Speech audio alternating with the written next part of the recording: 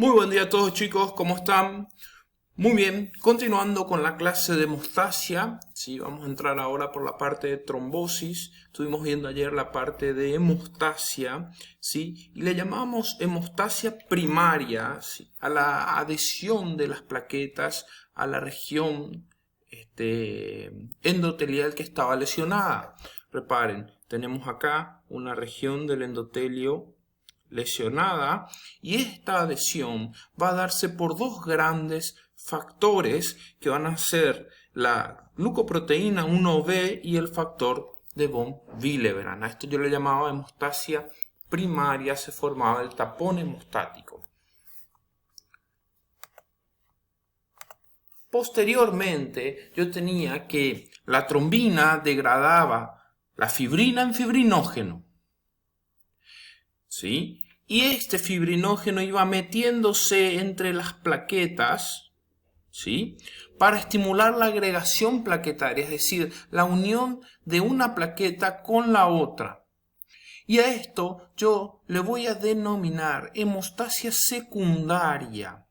El fibrinógeno se va a meter en el medio entre las plaquetas. Dijimos que las plaquetas eran nuestros ladrillos y el fibrinógeno va a constituir nuestro cemento, y para eso yo voy a tener acá la glucoproteína 1B y la glucoproteína 3A. Principales sustancias que van a activar estas plaquetas: el ADP y el tromboxano A2. Dijimos que varios inhibidores de ADP son utilizados para esto, por ejemplo el más famoso, el clopidogrel, también el prasugrel, ¿sí? Y también otra sustancia activadora va a ser el tromboxano A2. Principalmente vamos a inhibirlo con el ácido acetil salicílico aspirina. Reparen, también estuvimos hablando de los exámenes que van a evaluar la cascada de la coagulación, ¿sí? Cascada de la coagulación voy a evaluarlos, ¿sí? Con dos exámenes. El TP, tiempo de protrombina, que va a evaluar la vía extrínseca, y el PTTA, que va a evaluar la vía intrínseca. Ahora, reparen, yo tengo entonces que una parte de la sangre está volviéndose semisólida o sólida, se está volviendo un coágulo. Profesor, ¿cómo ocurre para que toda la sangre no active este proceso y se vuelva un coágulo? Muy bien, porque yo voy a tener distintas sustancias que lo que van a hacer es simplemente evitar, número uno, evitar que la sangre que está en líquido coagule. Y número dos, va a evitar que el coágulo estaba ahí para tapar aquel agujero, estaba para aquella lesión nada más, tenía que tapar el espacio circunscrito a esa lesión. Muy bien, yo voy a tener que limitar por distintas sustancias, ¿sí? Esta coagulación. Ya estuvimos hablando, ¿sí?, de varios factores, por ejemplo, el factor activador del plasminógeno, ¿sí?, el famoso PAI, por ejemplo, ya estuve citando en la clase anterior.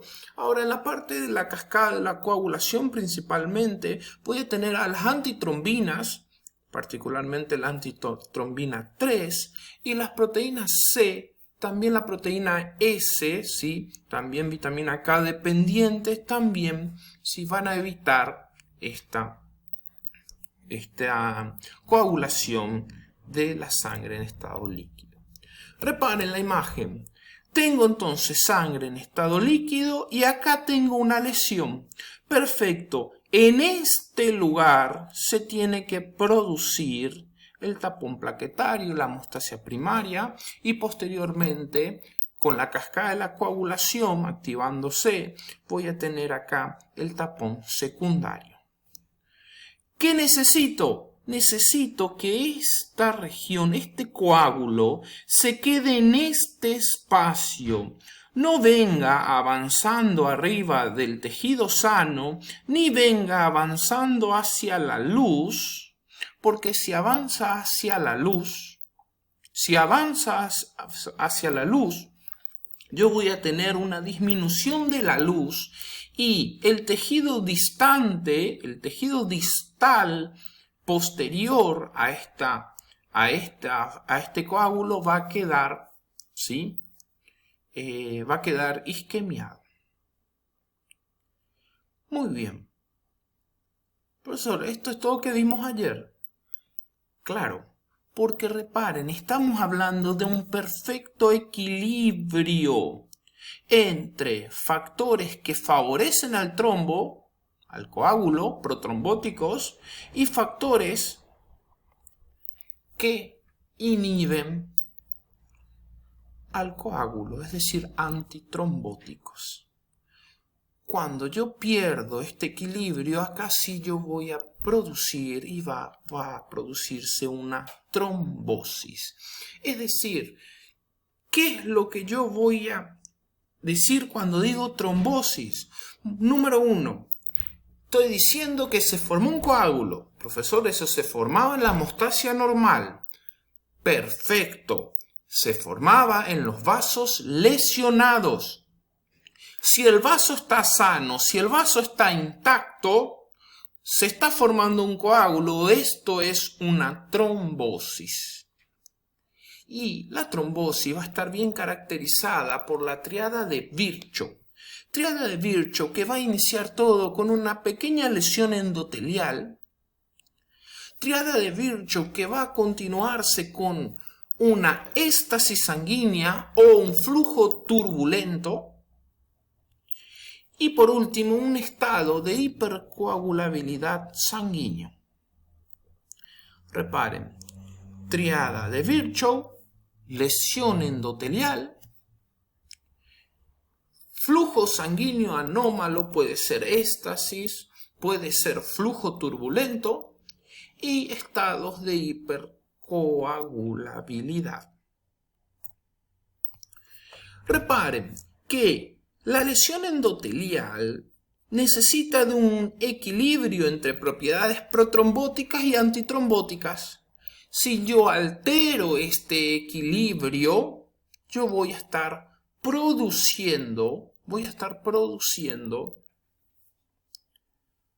este trombo. Reparen, en este lugar el espacio lesionado ya fue cubierto. No hay por qué, no hay motivo, no hay razón para que este coágulo siga creciendo hacia la luz. Entonces, esto ya es un trombo porque está agarrando, está, ¿sí?, sosteniendo el flujo sanguíneo, está disminuyendo el flujo sanguíneo, disminuyendo la luz y probablemente isquemiando todos los tejidos que están distalmente. Las alteraciones en el flujo, como les dije, ya les comenté que la turbulencia sanguínea, es decir, una válvula en mal estado, puede hacer un flujo turbulento o mismo una insuficiencia cardíaca, puede hacer, ¿sí?, la éstasis sanguínea en algunos vasos distales, lo cual va a poder favorecer a la formación de un trombo, y la hipercoagulabilidad sanguínea se va a definir como una alteración en cualquiera de las vías de la coagulación que lo que va a hacer es predisponer al trombo. Entonces, si yo ya tengo predisposición para el trombo en hipercoagulabilidad y ahora tengo un flujo turbulento y peor, subió la presión arterial, entonces se produce, al subir la presión arterial, me produzco ahí una lesión endotelial. Perfecto, la triada de Virchow se cierra e inicia la formación de este trombo. ¿Qué es lo que yo voy a ver? Simplemente un trombo. Voy a encontrar eritrocitos, plaquetas. Y en el medio, ¿qué es lo que entró dentro de las plaquetas? ¿Qué es lo que entró en el medio? El fibrinógeno, la fibrina. Entonces, lo que va a ocurrir en este lugar va a ser la morfología, que yo voy a encontrar zonas oscuras y en el medio voy a encontrar zonas pálidas. Esas zonas pálidas va a corresponder a la fibrina. Y como yo encuentro esas líneas pálidas más claras, les voy a denominar a esas líneas llamándoles líneas de SAM. Es muy común que se produzca, por ejemplo, bien cerca de algunas válvulas. ¿Por qué? Porque en este lugar el flujo va a estar más turbulento, probablemente por algún defecto en esta válvula o por alguna insuficiencia, ¿sí?, sanguínea en este lugar. Los trombos arteriales normalmente van a ser más oclusivos.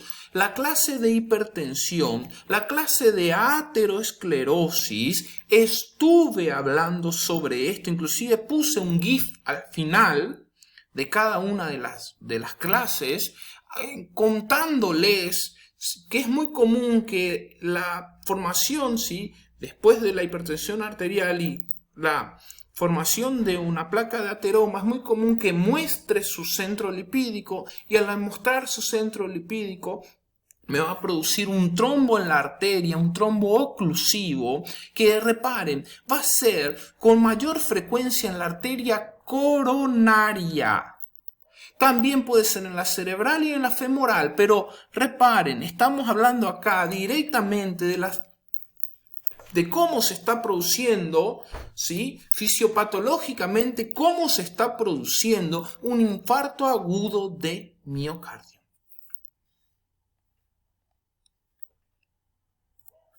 Los trombos venosos van a ser bien más comunes y en los miembros inferiores, principalmente. Sabemos que la presión hidrostática en estos lugares es bien alta, entonces es bien común, le llamamos inclusive a esto, ¿sí?, trombos o edema producido por la insuficiencia cardíaca, justamente causa de estas trombosis venosas. Van a ser más rojos porque contienen más eritrocitos, ¿sí?, y menos plaquetas por culpa de la éstasis sanguínea. Y los trombos de válvulas cardíacas puedo llamarle inclusive vegetaciones, porque muchas veces pueden estar formados por bacterias, hongos, ¿sí?, que pueden inclusive producirme un infarto séptico, como le llamamos, ¿sí?, a la oclusión total de una arteria coronaria por culpa del desprendimiento de un trombo de vegetación. Reparen ahí, la famosa TVP, trombosis venosa profunda. Ya estuvimos hablando en las clases anteriores de lo que le llamamos coagulación intravascular diseminada, CID o CIVD. ¿Qué es lo que va a ocurrir acá en la CID o CIVD? Bueno, yo voy a tener la aparición súbita, a veces insidiosa, normalmente un poco más súbita, de trombos de fibrina en la microcirculación. Normalmente es una respuesta exagerada en el shock séptico. Reparen que para producir un trombo yo necesito plaquetas y fibrina. Si necesito plaquetas y fibrina, estos microtrombos que van a aparecer en la circulación periférica, en la microcirculación, van a consumir las plaquetas. Entonces yo voy a tener sangrados, ¿sí? Se caracteriza por una catástrofe hemorrágica por sangrados diseminados en todos los lugares, casi todo el cuerpo. Voy a cortar acá antes de que se termine. Ya vuelvo en esta misma diapositiva.